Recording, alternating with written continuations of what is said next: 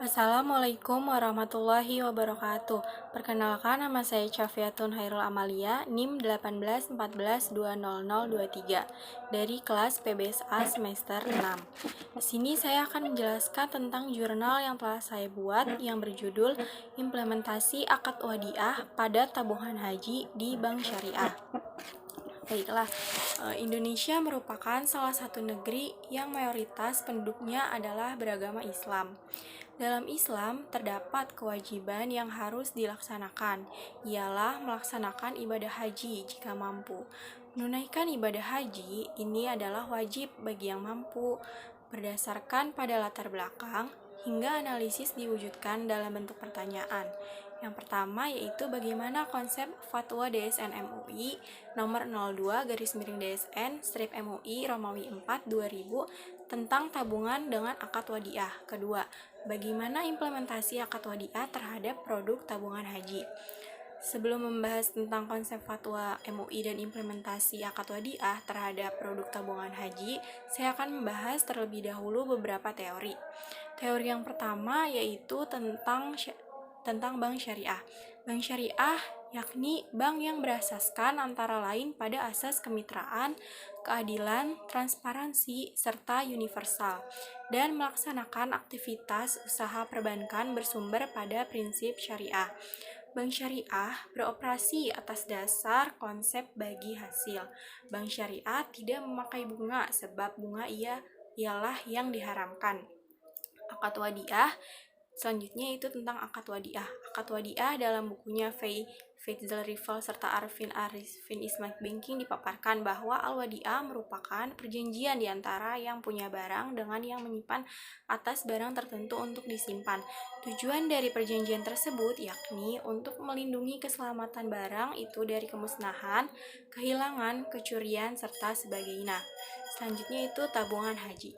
Tabungan haji merupakan simpanan pihak ketiga yang penarikannya hanya dilakukan pada saat nasabah mau menunaikan ibadah haji ataupun pada kondisi-kondisi tertentu sesuai dengan kesepakatan nasabah. Selanjutnya, konsep tentang Fatwa DSN MUI nomor 2 DSN MUI Romawi 4 tahun 2000 tentang tabungan dengan akad wadiah, yaitu yang pertama bersifat simpanan, yang kedua simpanan dapat diambil kapan saja ataupun berdasarkan kesepakatan, yang ketiga tidak terdapat imbalan yang disyaratkan kecuali dalam wujud pemberian atau ataya yang bersifat sukarela dari pihak bank. Lalu seperti apa sih implementasi akad wadiah pada produk tabungan haji di bank syariah itu sendiri? Pada bank syariah terdapat beberapa akad, salah satunya yaitu akad wadiah. Kemudian akad wadiah ini bisa digunakan, salah satunya yaitu pada produk tabungan haji.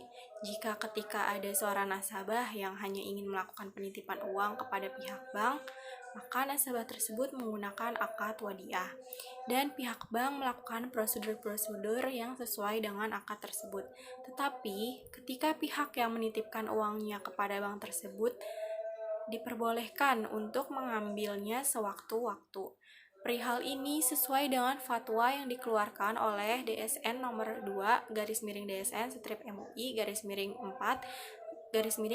tentang tabungan pada poin kedua yang berbunyi simpanan dapat diambil kapan saja ataupun berdasarkan kesepakatan. Maka praktik tabungan haji pada bank syariah sudah cocok dengan ketentuan fatwa tersebut, di mana tabungan haji ini simpanannya dapat diambil sewaktu-waktu berdasarkan kesepakatan yang telah ditetapkan di awal pada saat registrasi ataupun pendaftaran. Maka berdasarkan dari uraian di atas dapat saya simpulkan bahwa pertama, tabungan haji dengan akad wadiah adalah salah satu jenis produk tabungan bank syariah yang penarikannya hanya dilakukan pada saat nasabah ingin menunaikan ibadah haji atau pada kondisi-kondisi tertentu sesuai dengan kesepakatan nasabah.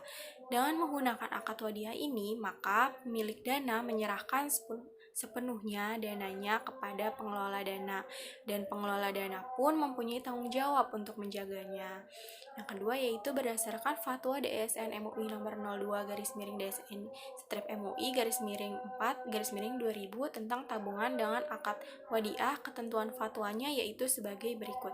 Yang pertama, bersifat simpanan. Yang kedua, simpanan dapat diambil kapan saja ataupun berdasarkan kesepakatan. Yang ketiga, tidak terdapat imbalan yang disyaratkan kecuali dalam wujud pemberian atau ataya yang bersifat sukarela dari pihak bank. Mungkin itu saja yang dapat saya jelaskan, kurang lebihnya mohon maaf. Wabillahi taufiq wal hidayah. Wassalamualaikum warahmatullahi wabarakatuh.